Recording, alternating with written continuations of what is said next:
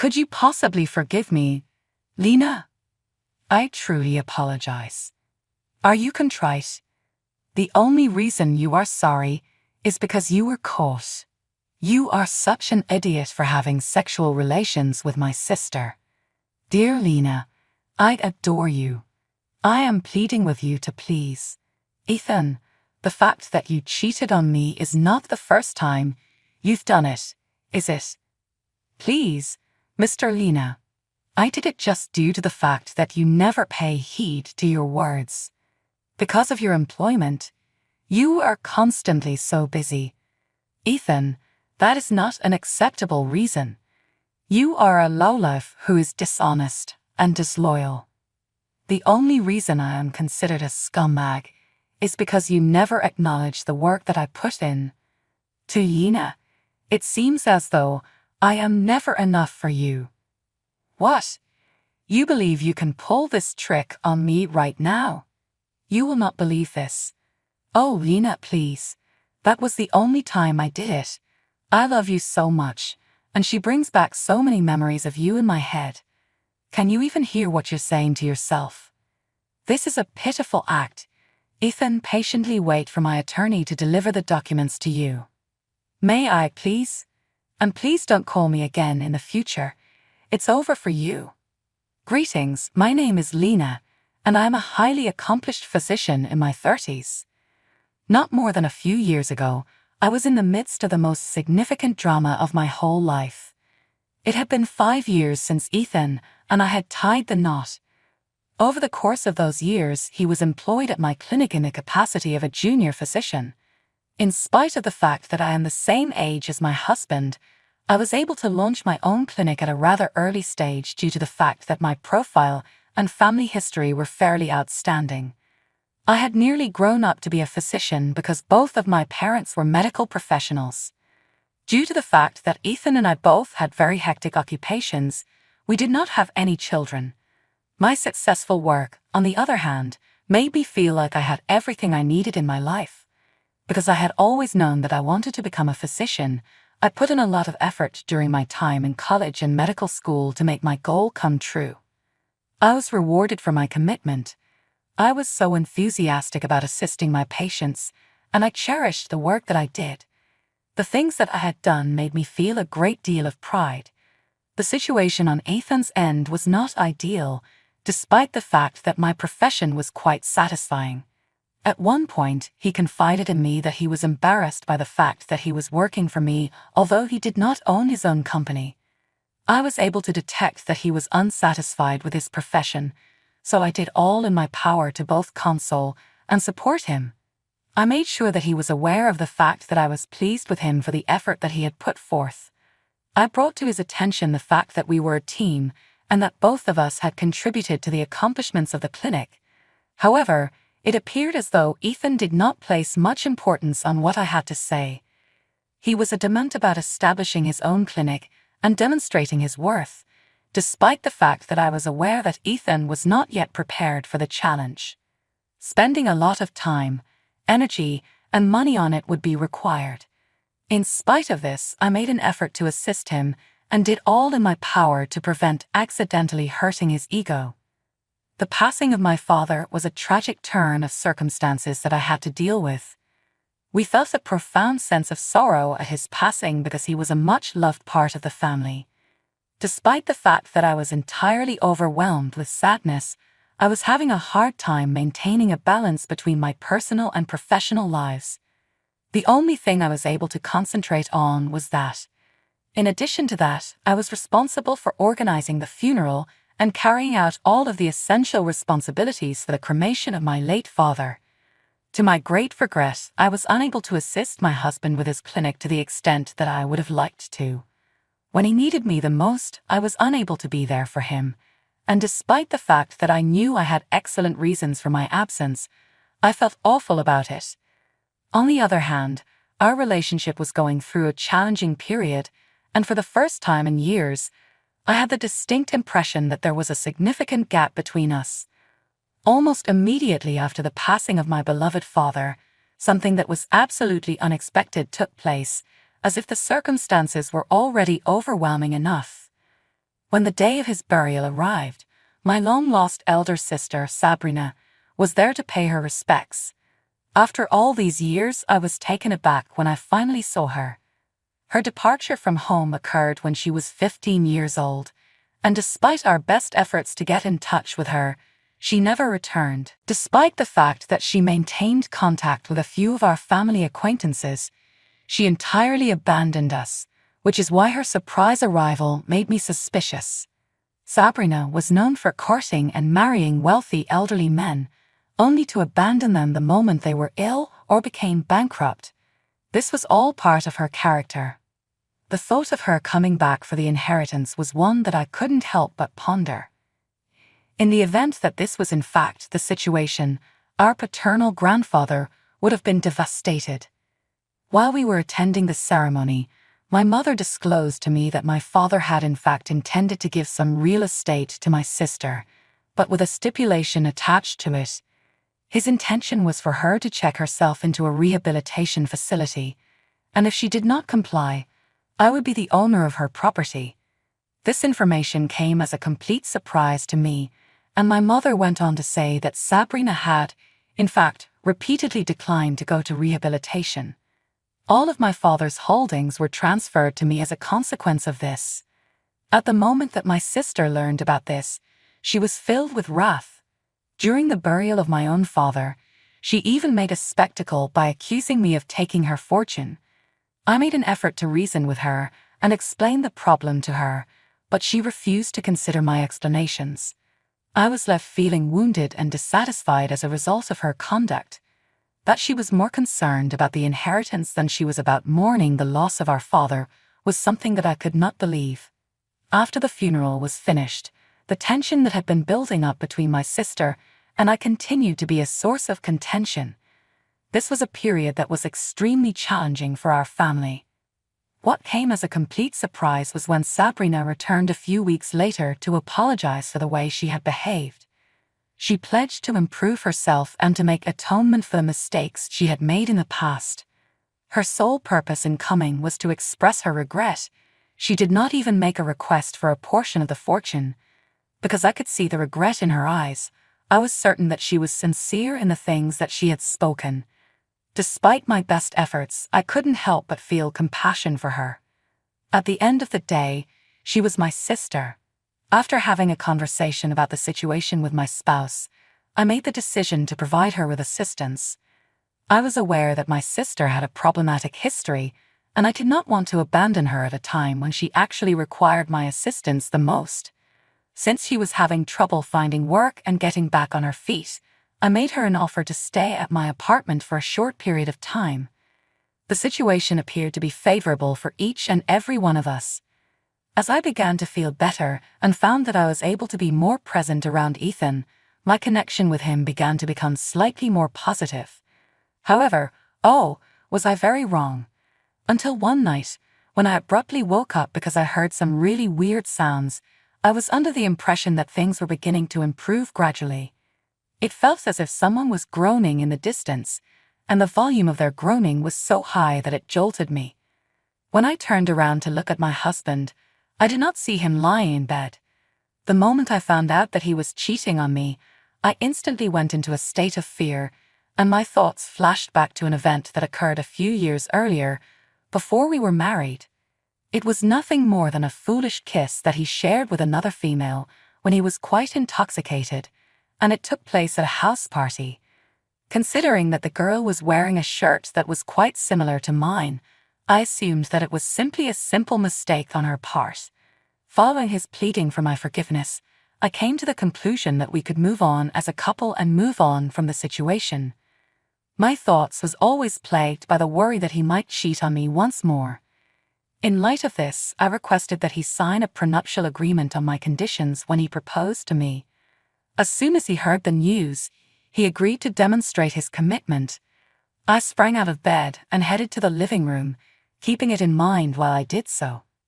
I was aware that it was imperative for me to discover the origin of these sounds. While I prayed to God that whatever I was hearing had nothing to do with my spouse, my heart was racing so quickly that it was almost impossible to breathe. On the other hand, the reality was painful. In the room, I could hear my sister laughing, and as I got closer, I could hear her laughing. The moment I walked through the door leading to the living room, I was able to see everything with my own eyes. I looked over and saw him embracing my sister on the couch in our living room. Because I was unable to go much closer to the scene, I refrained from getting any closer to observe what was going on. In terms of my physical health, I was completely ill.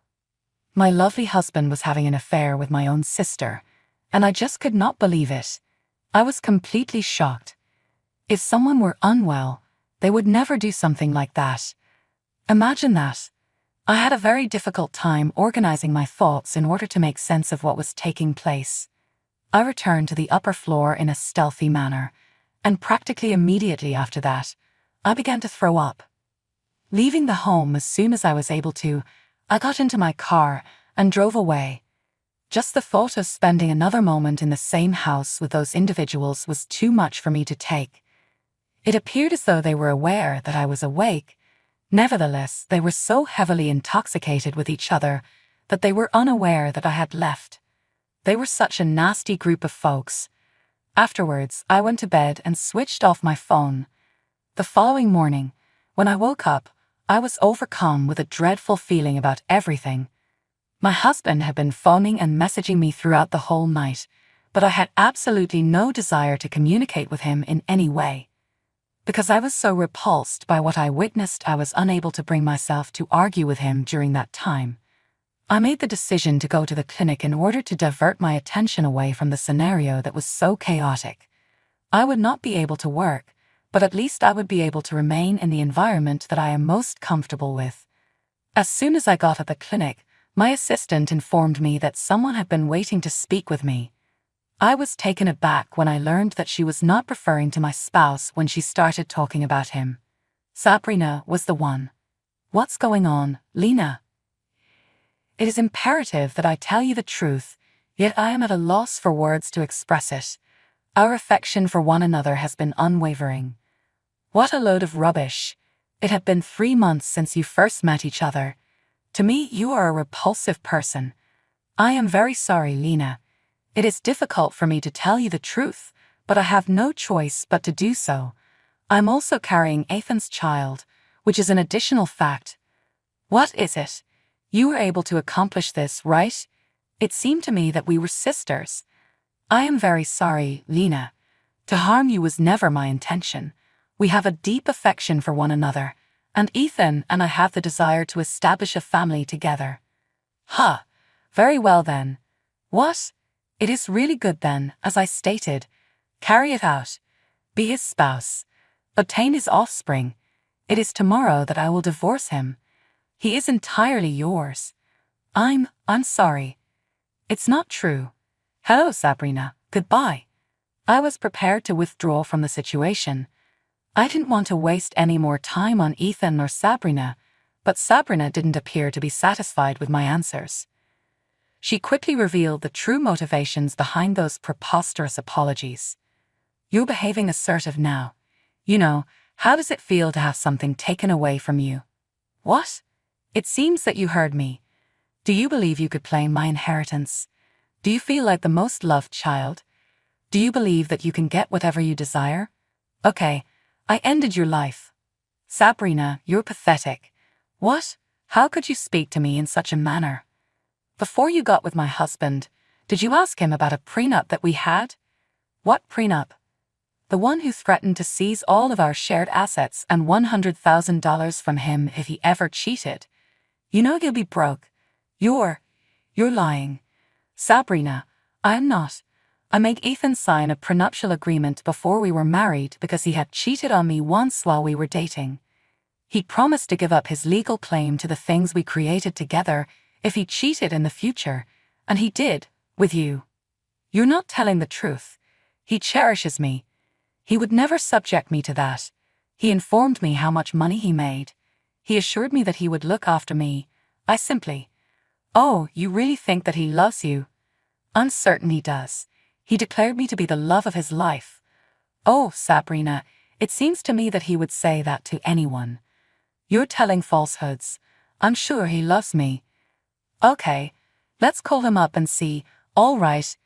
Right there in front of Sabrina, I pulled out my phone and phoned his number. Ethan answered in less than a second, as though he was anticipating my call. He's on speakerphone now. The scoundrel was weeping uncontrollably. Please pardon me, Lena. I truly apologize. Are you sorry? It's only that you got caught that makes you remorseful. You moron, how could you share a bed with my sister? Lena, you are loved. Please, I implore you, please. Ethan, this wasn't the first time you cheated on me, was it? Please, Lena. I did it solely because you don't seem to care about me. You're constantly working so hard. Oh, Ethan, that is hardly an excuse. You are an untrustworthy, dishonest bastard. The only reason I'm a bastard is that you never acknowledge my efforts. Like I'm never enough for you, Lena. Oh, you believe you can manipulate me now. You're amazing. Please, Lena, it was the only time I did it. She reminds me so much of you, and I love you so much. Do you hear what you're saying? You're pitiful. Ethan, wait for my attorney to deliver the documents to you. Please, and please don't give me another call. You've got the boot. I blocked his phone and hung up. You still think that he loves you? I said, Sabrina, gazing directly into her eyes. There was no reply. Sabrina was staring at me, frightened, enraged, and jealous. I'd had enough of her. I walked away and back into my office. After such a significant tragedy, I had some pretty difficult days. I discovered that my spouse was still required to work 2 jobs in order to pay off the amount he owed me. Sabrina, on the other hand, was too ashamed to be around and fled home once more. As it happened, she had made up the tale that she was carrying Ethan's kid in order to cause me pain. There was no child.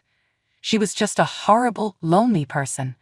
I endured the heartache and betrayal and concentrated on creating a better future for myself.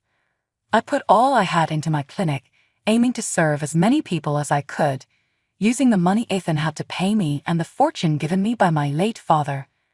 Now that I have constructed something, I am incredibly happy with it, and I know my parents would be really proud of me.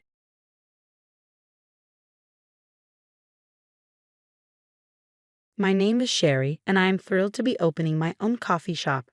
My husband Ken left his job at a restaurant to join me in this venture.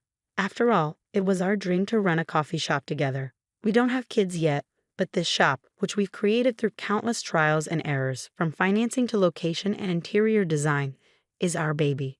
We're eagerly awaiting our grand opening, the debut of our baby. One day, while we were buzzing around with preparations, we had a visitor to our place above the shop. It was Ken's mom, my mother-in-law.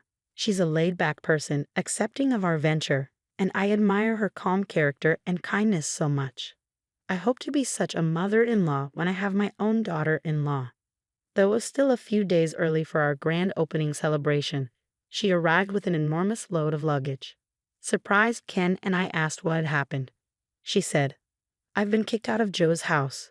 She explained that she had been kicked out of the apartment she shared with my brother-in-law and had nowhere else to stay. She looked apologetic, her nonchalant attitude only making it harder for me. But Ken and I were both furious, not at her, but at my brother-in-law.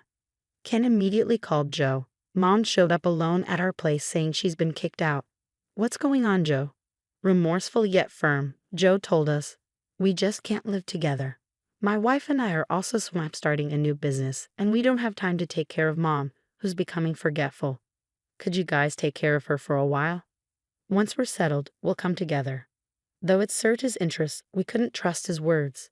Joe had reluctantly cared for our mother-in-law just because he was the older brother. Joe's wife wasn't very caring either. They must be having a blast after kicking her out. So I thought of a way to prevent our kind mother-in-law from feeling lonely or pitiful.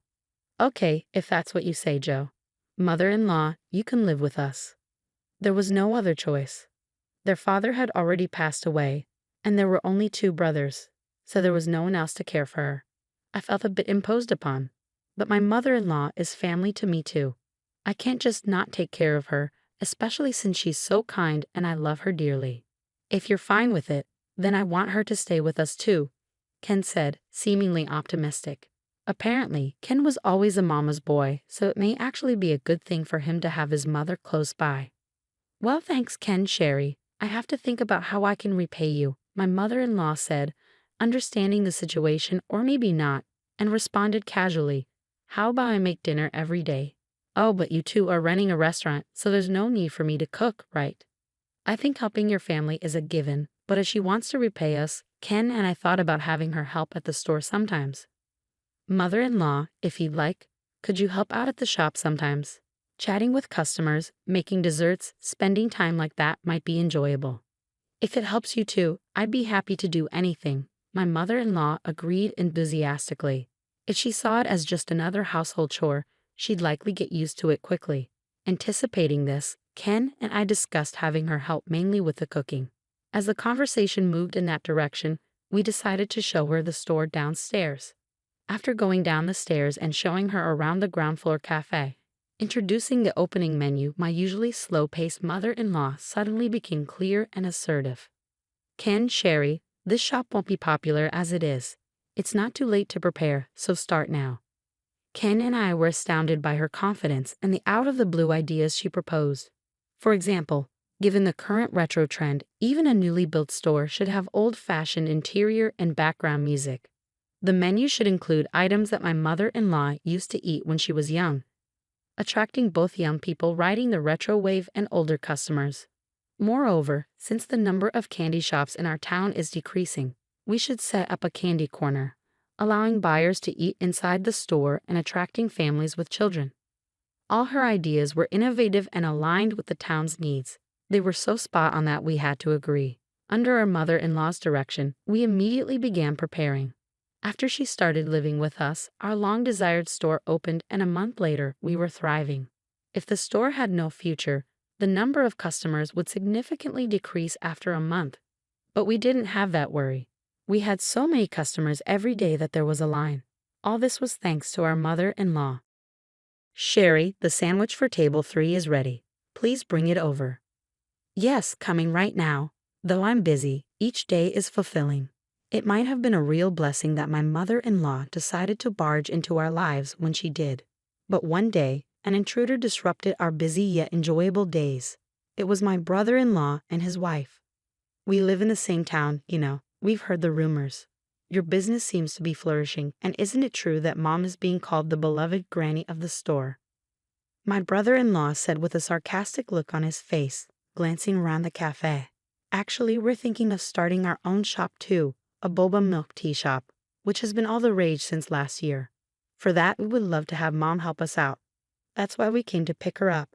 Give Mom back. Ha, Joe? What are you saying all of a sudden? I asked, stunned. Well, it was agreed from the start that she would return once we settled down. Now it's time. Come on, give Mom back. You guys have had enough of your good fortune, haven't you? It's our turn now.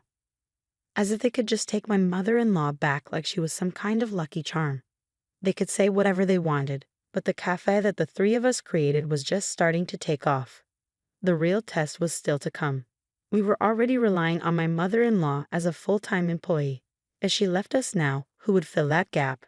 You can just hire part-time workers. A thriving business like yours should have no trouble attracting young workers, right? They probably work harder than an elderly woman like Mom. So Mom, let's say goodbye to Sherry and Ken and go home together. At Joe's words, my mother-in-law agreed surprisingly easily, leaving both my husband and me thrown off. Mom, you don't have to listen to Joe. You can stay where you want. And I really think it's okay to go back to Joe's place. I'm sorry for interfering, Sherry, but it was fun working with you too. Come and visit us at home sometime, she said. Without giving the impression of being taken away by force, my mother-in-law went back home with Joe and his wife.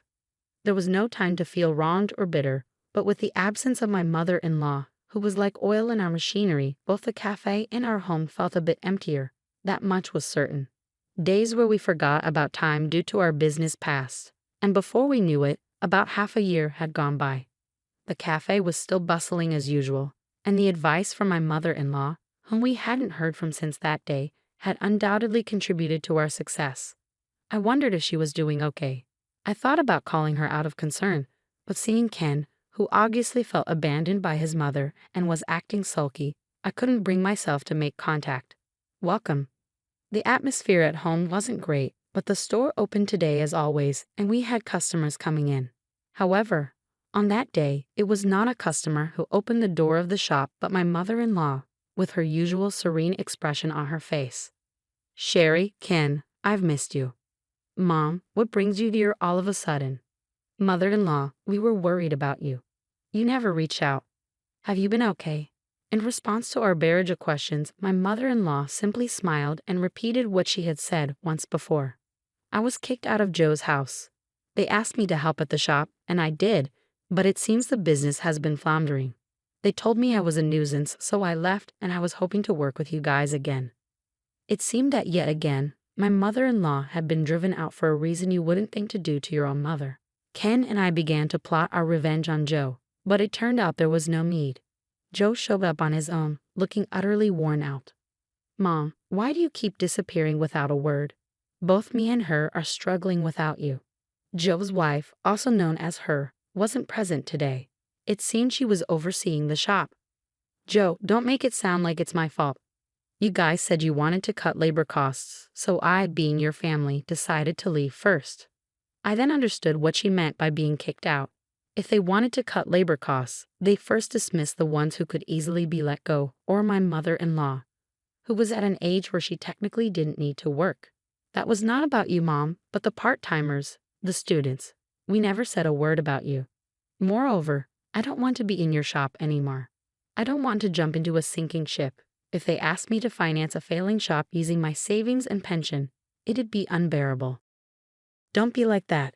Come back to the shop and give us advice like you did to Ken. Didn't you say that even an old woman like you could give advice on managing the shop and that Ken and his team were very kind? We also want advice from you. It's not a big deal. No way. I helped Ken and his team because they wanted to create a coffee shop like the one I worked at when I was young. A place where the local people can relax.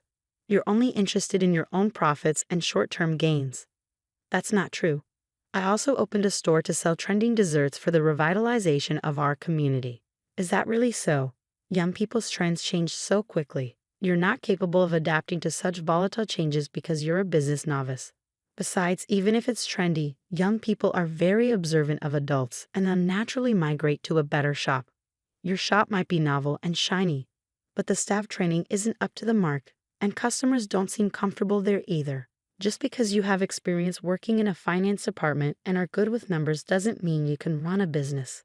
It's pathetic, Joe said, his frustration evident. My mother-in-law sighed deeply, her sorrowful expression seeming to lament her own son. In a small-town diner like this, you can't just mindlessly sell what's trendy among young folks. You failed to cater to customers' needs and couldn't captivate their hearts. I wonder if you really aspire to be in the service industry. It saddens me, especially since I used to be a waitress at a coffee shop. I just couldn't and don't want to work at your place. You should have said so from the very beginning, Joe snapped. You were quick to intervene with Ken, but with me, you just went along with things. I couldn't intervene, Joe. Your shop is targeting young people from the start, and there's nothing I, an old lady, can suggest. I don't fully understand young people's trends because of my age. I'm just an old woman who used to be a waitress. I can't live up to high expectations. Now, please stop making a scene at Ken's shop. You should go back to your place and deal with your finances. Feeling belittled by his mother, Joe finally blew up. Enough. Let's go home. If you say you only know about coffee shops, I'll change my business and make it a coffee shop. You can give me advice like you did for Ken and make me a lot of money. Joe tried to grab his mother's arm and pull her away. Ken and I stepped in, restraining Joe. It wasn't just Ken. I had also lost patience listening to the conversation. I had been holding back words I long wanted to say. There's no way someone who can't even care for his own mother can consider the needs of complete strangers. You can go home on your own and don't come to see your mother again. She is a co-worker to us, not a tool for you to make money, I said firmly. My husband threatened to call the police if Joe caused any more trouble. And with that, Joe finally left. After that, Joe and his wife, who treated my mother-in-law terribly, predictably failed in their business and ended up filing for bankruptcy. On top of that, they were sued by their part-time workers for harassment and unpaid wages, resulting in having to pay hefty compensation. Joe and his wife got divorced, and he was also sued for alimony, ending up in layers of debt. Joe, who had treated his own mother so horribly, couldn't rely on his family anymore. He would have to live and work alone, slowly paying off his debt. We heard about Joe's situation through a relative, but my mother-in-law didn't seem to care, showing no intention of throwing him a lifeline. I don't have time to worry about him. I'm going to be a grandma. I'm looking forward to taking care of my grandchild. Indeed, neither my mother-in-law nor Ken and I had the time to worry about Joe. Our shop was thriving more than ever since my mother-in-law came back, and we were blessed with our long-awaited child. Sherry, don't stress out just because it's your own shop. Work at your own pace. All of us, and our regular customers too, are most excited to see your child's face, my mother-in-law said. Thank you, mother-in-law, I replied, grateful for her support.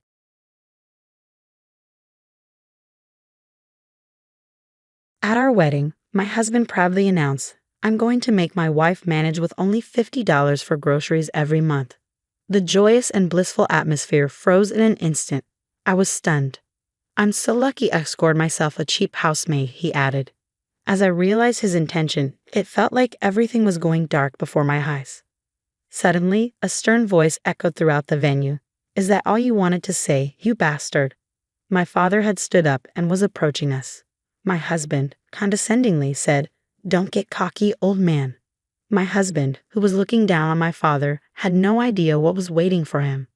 My name is Sarah. I met my husband, Jack, in college. We were in the same year.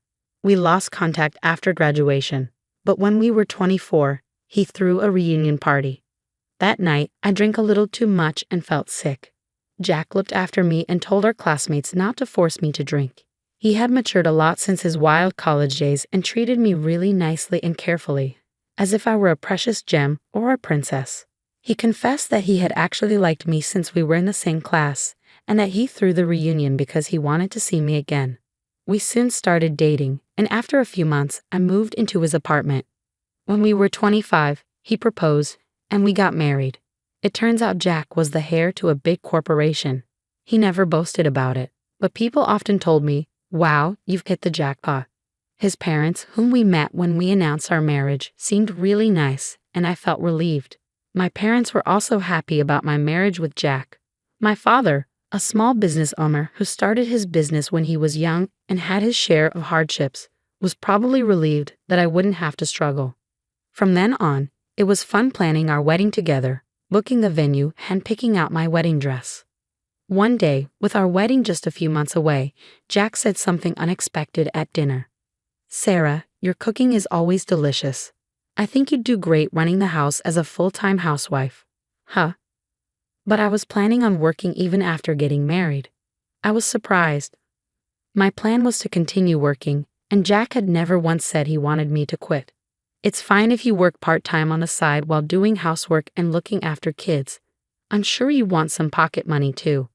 But I've been working hard at my job this whole time, and I want to continue working full-time. I need to start training a successor for the company. Leave the money-making to me, and I'd like you to focus on being a homemaker, he said. While cheerfully munching on his dinner as if he was proud of himself for being the sole breadwinner, Jack continued, We don't even have kids yet. Even if we do, I want to continue working. I can't put all the burden on you. How? Why? My persistence seemed to upset Jack, and he suddenly frowned at me. I won't slack off on housework or raising kids, please, I found myself saying, desperately wanting to keep working. Jack responded to my words with a bright smile. Okay, if you insist, that's fine. They say women feel uneasy when they lose connection with society. So go ahead and do your best with housework and childcare. I was relieved that he readily agreed. However, his words do your best with housework and childcare didn't quite sit right with me. When I talked about this with my friends, they replied, Jack cares about you, Sarah. He's a good husband. That made me feel happy, making me feel cherished and easing my concerns. After that, we sometimes discussed our future. Sarah, you're such a strong, independent woman who wants to continue working even after getting married. I'm glad to have a woman like you as my wife. His kind words always made me happy. I should also take part in some of the housework too. All right, I'll handle the household accounts and hand you the living expenses, so we'll work with that expense every month. I always thought managing finances was a woman's job, so I was deeply moved when Jack offered to do it. Oh, I don't have to do everything by myself. That's a relief. And so came our wedding day. With many guests blessing us, the ceremony went smoothly and I was overwhelmed with joy. Then an incident broke out at the end of the ceremony. I'm going to make my wife work with only $50 for groceries every month. During his speech, Jack suddenly made this absurd statement. I was stunned, my mouth wide open in disbelief. The other guests started murmuring, and the festive mood instantly turned ice cold. Oh, I'm so lucky to have such a cheap maid, he said, grinning at me, oblivious to the fact that he just ruined our wedding. What on earth is he talking about? I was horrified to see him change so abruptly. I never agreed to such an absurd thing as $50 a month for groceries. You agreed when I said I'll manage the finances, didn't you? Huh? Well, yes, I stammered. I couldn't believe that this was his plan all along. I blanked out, suddenly realizing that he might have been deceiving me all this time. I let my wife say she wants to do all the housework and childcare, he continued. While working full-time, I'm sure she'll be able to handle all the chores perfectly and make nutritious, filling meals for just $50 a month. Jack continued to spout nonsense. Hearing this, I quickly covered his mic with my hand. Don't just say whatever you want. I won't accept this. What's wrong? Didn't I tell you to do your best with the housework and childcare? He responded. Aren't you supposed to help out too? I never said anything like that. We can't live together like this, I argued. Suddenly, Jack's expression changed, and with a terrifying look in his eyes, he whispered in my ear, We're bound by this ceremony. It's too late to cancel the marriage now, right? We've already turned in our marriage certificate. Do you really want to get divorced? You're threatening me? Quit messing with me. I never thought I would argue with Jack, to whom I'd pledged my future on what should have been the best day of my life. Filled with regret and anger, I felt my face heat up and tears well up in my eyes. This is what I signed up for. I can't believe I'm going to be misused like a servant by this man. I now deeply regretted marrying Jack. Just then, someone abruptly stood up from their seat and approached us. Is that all you wanted to say, you bastard? It was my father, Robert. His temples were throbbing and his gaze was intense. I could tell he was infuriated on my behalf. How dare you treat someone's daughter like this in front of her parents? The tone in his voice froze the already tense atmosphere in the venue. Our wedding guests held their breath, watching the stare down between my father and Jack. What's your problem? Don't get so cocky, Jack retorted, looking down on my father with an evil expression I had never seen before, which made me shiver. My father is the president of a major corporation and I'm his successor. A small business owner of a company I've never even heard of shouldn't act all high and mighty. When I introduced my father to Jack, he praised my father, saying he was a great man despite the fact that his company was small. He even told me, I fell in love with you and your family background won't change my feelings for you. In the end, he had just deceived me with sweet words. Just as Jack was about to confront my father again, a loud shattering sound of glass shocked the whole venue. We all turned to see what had happened. There stood Jack's father, his hand shaking uncontrollably, and his face turning an alarming shade of blue. In stark contrast to Jack's demeanor, his father had a look of sheer panic on his face. Idiot! Stop it, Jack. Don't you dare cross that man, he shouted. What are you scared of? We could crush this little company in an instant and toss it aside, right? Jack mocked. In response, his father shouted in a trembling voice, That gentleman is one of our major shareholders. Huh? This old guy. Jack, with a baffled look, alternated his gaze between his own father and mine. While my father's company was indeed small in scale, he had started it himself and received compensation such as executive remuneration and dividends from stocks. Moreover, he held stocks in companies other than his own, and if he sold them, he would have assets amounting to several $100 million. Among these stocks were those of the company owned by Jack's father. That's why my father, as a major shareholder, had the right to influence the company's management policies. When Jack learned this fact, he was stunned and blurted, So did you tell me to date Sarah because you wanted to get your hands on her father's wealth? It's more than that. his father replied, seeking something greater out of this marriage but not telling Jack, who was full of himself. Jack's father had his eyes on my father's patents. He was currently paying a significant amount of money to my father's company to use that patent, but if Jack and I were to marry, he would no longer have to pay for it and could use it freely. Patents? And you were told to date me? Jack, you never actually liked me. What kind of nonsense is that? I'm the son of a major corporation CEO. If it weren't for my dad's request, I would never be with you. What the hell? I truly loved you. Actually, I was supposed to be set up with a beautiful heiress. Instead, I've been putting up with a mediocre girl like you all this time. You should be grateful, Jack spat, knocking a flower from the table and scattering white petals everywhere. Jack, please don't talk anymore, his father pleaded, pale as a ghost, trembling like he was seconds away from fainting. But that was understandable. His son wouldn't stop making remarks that would infuriate the last person he'd want to cross. Shut up, it's all your fault, Dad. Just as a father-son argument was about to break out, my father's voice echoed once again. That's enough. For a moment, the room fell silent. Sarah, what are you going to do? Do you still want to marry this kind of man? My father gently asked me.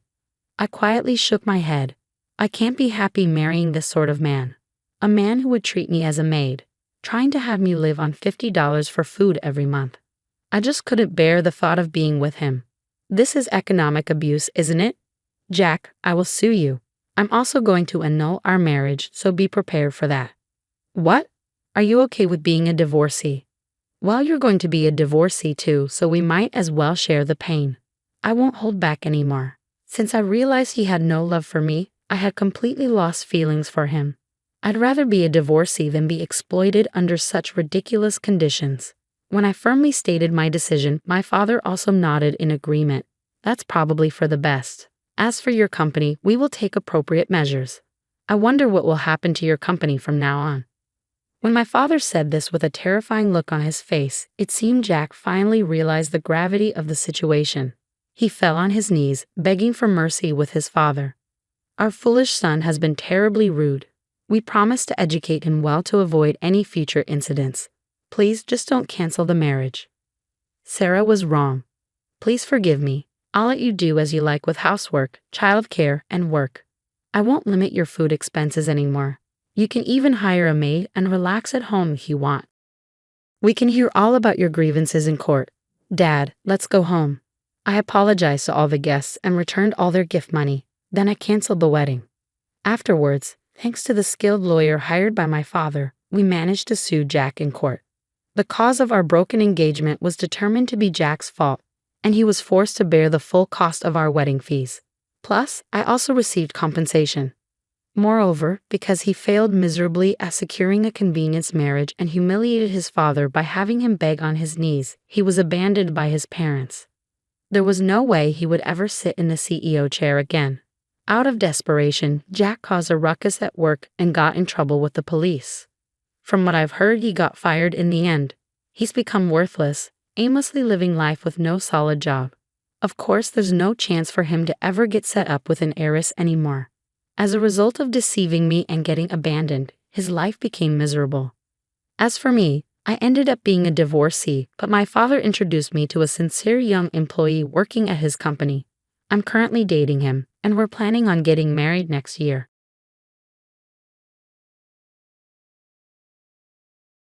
Hey, 2 coffees. Even someone with a low education can make coffee, right? Sebastian laughed as he looked at me. Today was the day Sebastian, an elite who graduated from a prestigious university and worked at a big company, brought his fiancée over. Yet, he deliberately ordered me to make coffee, treating me as if I were just the housekeeper. The man who would be my brother-in-law mocked me playfully, while his fiancée said nothing. No, it was more like she couldn't say anything because she didn't understand English. Sitting next to Sebastian, his fiancée, a beautiful Asian woman with black hair and black eyes, waited for his translation.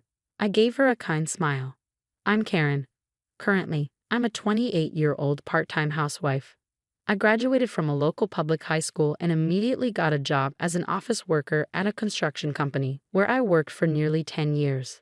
I met Ash there, who was 2 years my senior, and married him. He's often mistaken for being intimidating due to his large build, but he's actually a very gentle person. Working in a place dominated by men, I was one of the few female employees and sometimes faced cold attitudes from superiors. The company's president embodied old-fashioned thinking, which influenced the company culture. I managed to continue working until I got married, supported by Ash, who was my direct supervisor. Saved by his kind nature in both work and personal life, I gradually became attracted to him and confessed my feelings, leading to our relationship. Both of us being reserved, we nurtured our love smoothly without major conflicts. I was enveloped in happiness, thinking I could marry Ash after the family meeting, but then an incident occurred. Ash's family consists of his mother, Bridget, and his older brother, Sebastian, who is 2 years his senior. Ash's father passed away when he was still in elementary school. Bridget works from morning till night every day to raise her growing sons. The first time I met her, the number of wrinkles uncharacteristic for her age spoke of her hardships. When I decided to marry Ash, he asked me to live with Bridget at her house. Having met Bridget several times before, I happily agreed. Bridget, saying she always wanted a daughter, treated me very affectionately. On the day of the family meeting, as soon as I arrived, Bridget took the lead in hospitality, showing her wonderful attention to detail. Ash is a bit shy, so I was worried, but seeing him bring home such a wonderful girl, you never know how life will turn out, Bridget said. Ash, telling her to stop, blushed a little. It seemed they had a good parent-child relationship, so I wasn't worried about living with Bridget. However, the problem was Sebastian, the other person I'd be living with. He looked like Ash, but his personality was the complete opposite. When I introduced myself as Ash's fiancé, Sebastian unabashedly looked me up and down without any restraint. I was already feeling uncomfortable at this point, but what Sebastian said next was shocking. Typical of a low-educated woman, looking so plain. Hearing this almost sexual harassment-like comment from someone I just met, I felt humiliated and anger welled up inside me. Amused by my flushed face, Sebastian looked at me with a sleazy smile. Just as I braced myself for more comments, Ash and Bridget, who had gone to the kitchen, returned with coffee and cookies. Ash sat next to me with Bridget and Sebastian facing us across the table. While Bridget and I were talking, Sebastian kept interrupting. "Karen, you went to that high school. Hate to say it, but isn't it the one with the lowest college progression rate around here? Why do you go there? Didn't think about your future? In this day and age, women without an education aren't in much demand. But it's good Ash doesn't seem to mind. I pass though. Talking to a dummy might make me dumb too. My lack of higher education was more because I wanted to get a job early to ease the burden on my parents and disliking studies. Fortunately, the school I attended was a business academy, so I was blessed with qualifications and employment opportunities. This allowed me to choose my current company from a wider range of options than most high school graduates. I was working hard to save money for my much younger brother while also sending money to my parents. Ever since he was little, my brother had wanted to be a school teacher, which required going to university. Moreover, Ash had been by my side for years, seeing who I am inside. Even if I had been less educated or even a school dropout, he would not have treated me differently. Still, why does Sebastian insist on taking his high education and looking down on me? I heard Sebastian works for a major company with overseas dealings. Bridget, who raised them by herself, said he studied hard, achieved excellent grades, earned a scholarship, and went to university. Since graduating from a state university in Los Angeles and joining his current company, he's been sending a significant amount of money home every month for 10 years. When I later talked to Ash about this, I thought it was impressive, but I couldn't forget Sebastian's snide attitude. I guess he became bitter because he dedicated his bright youth entirely to studying. Thinking this way made me feel a little bit better. Sebastian, knowing I couldn't respond as Ash's wife, gradually started to act more arrogantly. "Karen, if you're just going to sit there, maybe you could clean up the entrance. You know mom's back is bad, right? The sweets you always buy are too sugary. You're not young anymore. You should choose something more age-appropriate." Instead of me, Bridget would step in to stop him, but Sebastian wouldn't always listen to her words. In fact, he would lecture Bridget, saying it's not good to spoil me. It's true that Bridget's back isn't in good shape, and I hadn't given much thought to the selection of sweets. When I agreed with Sebastian's points, Bridget always apologized later. I'm sorry, my dear. He just can't speak gently, but he praises you when you're not around. He's just not honest, so forgive him. But if something really bothers you, please tell me right away. I see. He praises me in front of Bridget, probably to indirectly keep her from intervening. With his pride in his education, he seems quick-witted in such matters. Since then, I've been relentlessly put to work by Sebastian, almost like a housekeeper. Sebastian treats me like a housekeeper only when we're alone and limits his nagging when Bridget and others are around. When he occasionally does it, Bridget or Ash would defend me, so I didn't worry too much. But every time Sebastian saw me, he would say, "Karen, why don't you take the initiative in doing housework?" and urge me to take over Bridget's chores. I can still move around, so Karen, please relax. We're not living together just so you can do housework. Relax and enjoy your time here with Bridget and Ash. Saying this, Sebastian was quiet when they were around. But perhaps as revenge, when the two went out for shopping or errands, Sebastian started dumping even his own room cleaning on me. Anger welled up in me, wondering why I had to do this just because Sebastian said so. But I didn't want to spoil my good relationship with Bridget because of him, so I decided to endure a little. Sebastian, as if venting his daily frustrations, would berate me as a failed housekeeper and take his stress out on me. I too grew tired of dealing with Sebastian properly, so I just brushed him off and continued to ignore him. One day, Sebastian told me he wanted to introduce his fiancée to us. Honestly, I couldn't care less, but I thought this might stop the harassment towards me, so I felt a bit relieved. Generally, I'm busy with work and house chores on weekdays, so when Sebastian told Ash and me to take time off for this, it felt ominous. My hunch was right, and Sebastian proudly introduced us to his fiancée. She was an astonishingly beautiful Asian woman, like someone straight out of a magazine. Her name was Mina, 3 years younger than me, but she seemed very mature and composed. She met Sebastian through work, apparently. It turns out his claim of working at a major corporation wasn't just for show. At such a renowned company, it's not unusual to have beautiful women like her. What surprised me was that Sebastian could speak a decent amount of Chinese.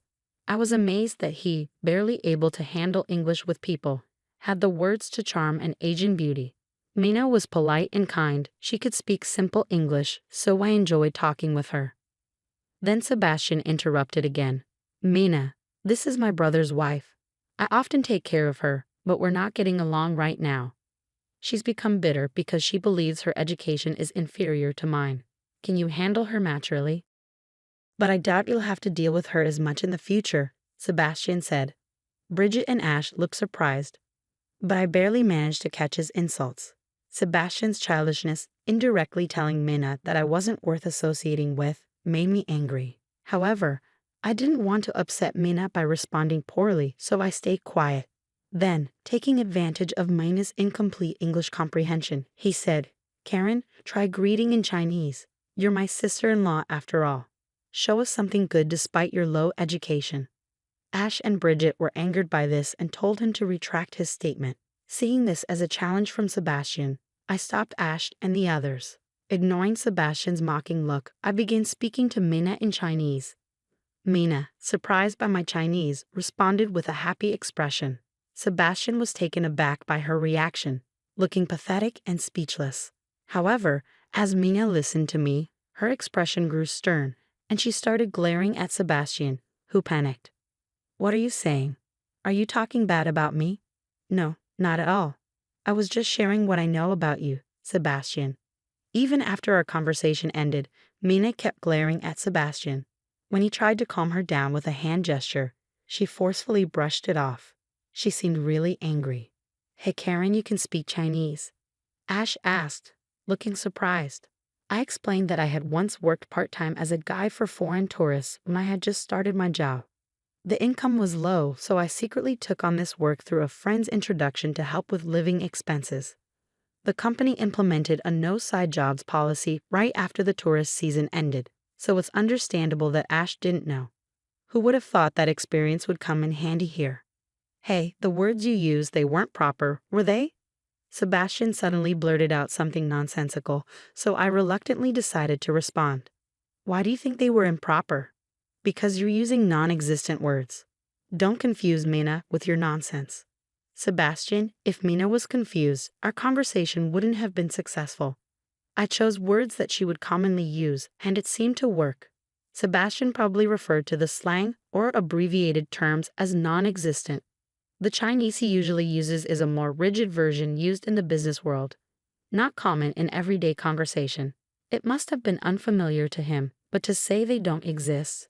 Could it be Sebastian had always been speaking to Mina in a businesslike tone?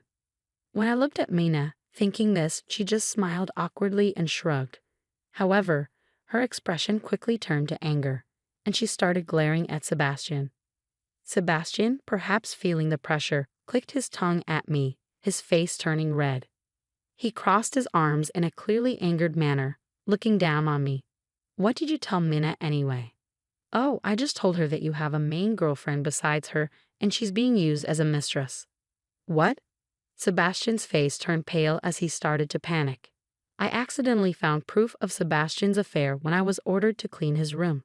While organizing his messy self-help books and work files on the bookshelf, I found an album that seemed handmade by a woman, with pictures of the two together. Although I hated Sebastian, I thought it wasn't right to pry into someone's private life. But since he ordered me to clean his room, it was inevitable. More importantly, the album's cover prominently displayed a photo of the two kissing on what seemed like a Ferris wheel, suggesting he had no intention of hiding it. The woman in the photo definitely didn't have black hair like Mina and was likely American. From the numerous similar albums that strongly expressed self-importance, it was clear that Sebastian's relationship with his girlfriend had been a long one. Despite having a close girlfriend, it was a mystery why Sebastian chose someone as wonderful as Mina for an affair. He probably wanted to be admired for having an Asian beauty as his fiancée. He would have been exposed if it were only in front of Bridget and Ash. But it was a mistake to even summon me, whom he despised. Thanks to my detailed explanation of Sebastian's rotten character, including that he already had a girlfriend, Mina realized she was likely just a decorative fiancée and that Sebastian was a sinister person who bullied his sister-in-law in secret. Mina stood up and furiously confronted Sebastian. Her intimidating presence frightened him, but it seemed he didn't quite understand her fluent Chinese.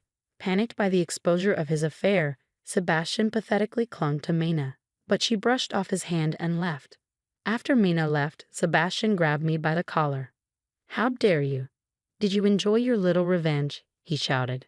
Ash and the others wouldn't stand by silently, and Sebastian was quickly restrained. "No matter what high status you think you have, you've gone too far in belittling women. You're no longer my son, even if you're family, and insulting Karen in front of others is insane.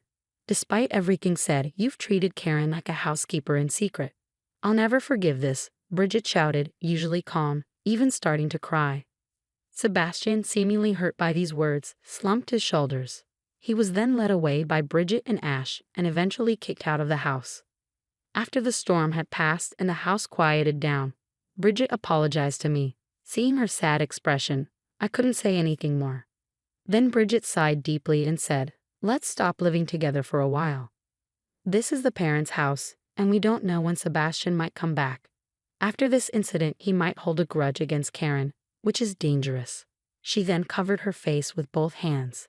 As Bridget predicted, Sebastian started to ambush me, shouting and trying to force his way into the house. Consulting the police didn't help much. They said it was natural for a family member who was suddenly kicked out to try to return. Ash and I had to quickly look for a new place and hurriedly packed up and left the house. Months later, when our life started to settle down, I received a call from Bridget. It was about Sebastian's behavior after that incident. Since Ash and I moved out in an escape-like manner, Sebastian, who stopped visiting Bridget's house, apparently fell into serious trouble. It turns out Mina was the daughter of the president of a major client of the company where Sebastian worked. Learning that his daughter had been two-timed by an ordinary employee, the president was furious and cut off all business with Sebastian's company. Sebastian was demoted to a regular employee as a result, and the news of his affair spread within the company, leading to his main girlfriend breaking up with him. Exposed to curious and somewhat sympathetic glances and now being ordered around by former subordinates, Sebastian, with his prideful nature, couldn't bear it and resigned soon after. Leveraging his modest Chinese skills, he found a new job but again faced conflict taking orders from employees nearly a decade younger, leading to his dismissal from there too. In just a few months, he repeated resignations and job changes for such reasons, and his arrogant attitude didn't help. Even at the job center, he insulted the staff with terrible words, making himself unwelcome. Eventually, struggling financially, Sebastian asked Bridget if he could return home, but she firmly refused. "I drove him away with a stick," Bridget exclaimed over the phone, making me laugh. For a while, he waited outside Bridget's house but soon disappeared. Apparently, he exaggerated his education and career to appeal to women with financial stability and moved in with them, leading a parasitic lifestyle. Increasingly showing no intention to work, he lived off these women, often causing trouble by cheating when they were not around. Why someone as unattractive and terrible as Sebastian attracted women is a mystery, but he might appeal to a certain type. Ash, appalled by this episode, has apparently not been in contact with Sebastian. Pretending not to know might be for the best. On the other hand, thankfully, Minna took a liking to me and we became friends. Due to work and home commitments, she's seldom in America, but we often have remote calls. Minna appreciated my Chinese language skills and said it's a waste for someone as conversational as you not to use it. She introduced me to interpreter jobs through her connections. I needed to restudy and relearn business Chinese, but as I always liked the language, it wasn't a burden. Now I'm enjoying my work, utilizing my strengths more than in my part-time job, and living fulfilling days. In an unexpected way, Sebastian indirectly carved a new path in my life, so maybe in a way, I should be thankful to him.